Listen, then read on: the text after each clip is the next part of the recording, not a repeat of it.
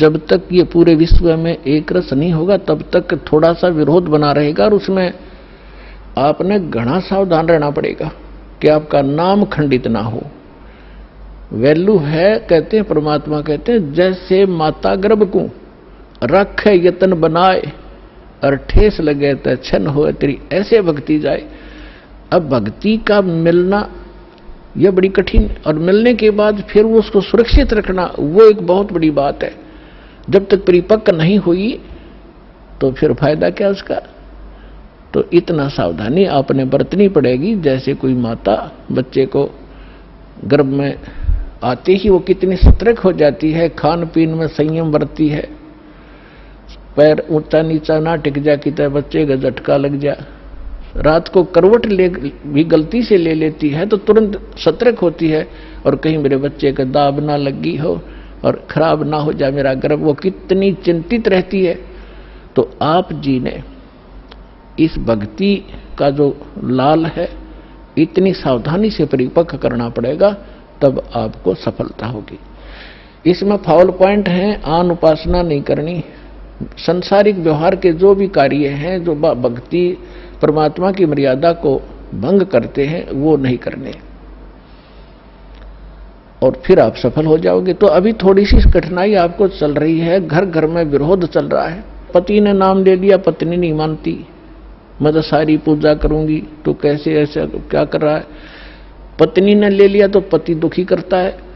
तो धीरे धीरे ज्ञान से क्या होगा, ये ज्ञान ऐसा है कि आप घर पे चलाओगे और बच्चों पर भी असर करेगा, ना सुनेंगे तो भी कक्ष में सोए हुए व्यक्तियों पर भी ये वाणी असर करेगी। जैसे गारुड़ का मंत्र अचेत हुए उस सर्प के डसे हुए व्यक्ति पर जो सुन भी नहीं रहा, समझ भी नहीं रहा, और उसके ऊपर भी वो मंत्र बोल बोल कर उसके विष को उतार कर सचेत कर देता है। और ये तो परमात्मा की वाणी सब सिद्ध है। ये तो अपने पशु पक्षियों के ऊपर भी ये वाणी जा रही है, उनको भी, उनके भी पाप डाउन हो रहे हैं। ठीक है, उनके पाप गणे हैं इसलिए पशु योनि मिली, तो वो पाप घटते रहेंगे। जैसे कपड़ा किसी का ज्यादा मैला है, हो गया है, मैल हो गया है, तो वो कई बार साबुन लगाने से स्वच्छ होगा, उज्जवल हो जाएगा, और जिसका थोड़ा मैला है एक दो बार साबुन लगाने से उज्जवल हो जाता है। तो ये साबुन है, परमात्मा का जो ज्ञान है, सत्संग है, वचन है, ये साबुन और जल दोनों का काम करता है। तो धीरे धीरे ये सत्संग जिस घर में चल रहा है पड़ोसियों तक भी असर होगा आपका, और आपके घर के पशु पक्षियों पर भी इसका प्रभाव पड़ेगा। आपके घर कोई पशु पक्षी भी रह रहा है, उसके ऊपर भी धीरे धीरे उसके अंदर ये वाणी का जो ज्ञान यज्ञ का पुण्य उसमें संग्रहित होगा। और कुछ ऐसे पाप हैं जो ज्ञान यज्ञ से ही खत्म होते और उसका विकल्प ही नहीं है। जैसे कपड़े को पहले थोड़ा मैला है तो जल से धो दिया, साफ हो गया, ज्यादा मैला है तो और भी मैल रहा तो साबुन लगाना पड़ा, और फिर भी कोई दाग दबा रह जाता है तो ड्राई क्लीन से साफ हो जाता है। तो इसी प्रकार ये सभी क्रियाएं हमें अपने अंतःकरण, अपने जीव के ऊपर, आत्मा के ऊपर जो मैल जमा हो गए, उन सभी पापों का नाश करने के लिए ये सारे ही साधन अपनाने पड़ेंगे। मंत्र के जाप भी करने पड़ेंगे, पांचों यज्ञ भी आपने करनी पड़ेंगी, और तब जाकर के आपकी भक्ति सफल होगी। तो इसमें फाउल पॉइंट दास आपको बता रहा है कि ये भ्रमित ना होना।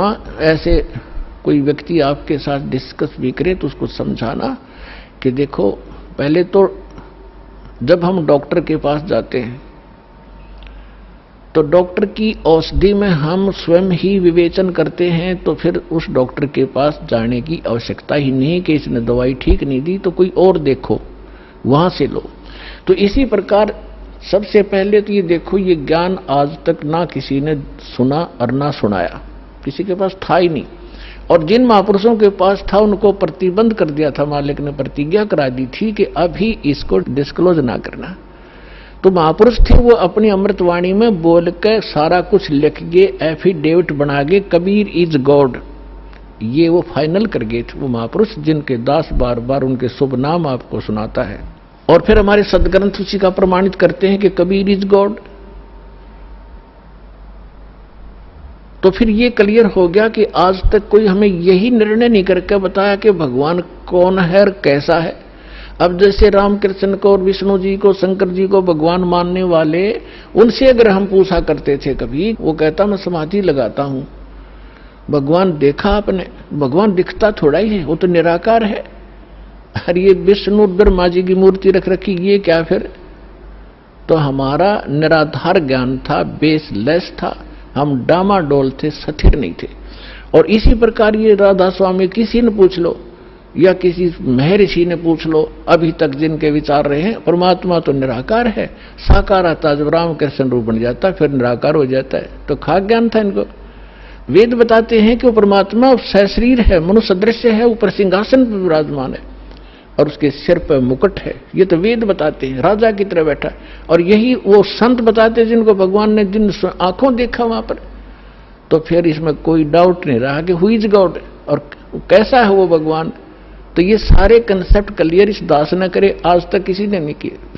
तो इसी प्रकार इस साधना पर भी विश्वास करना, किसी से डगमग ना होना, क्योंकि काल ने अपने एजेंट छोड़ रखे हैं, वो अपने कर्म बिगाड़े हैं। तो वो भी भगवान के बच्चे पर भ्रमित है, उस काल से प्रेरित है।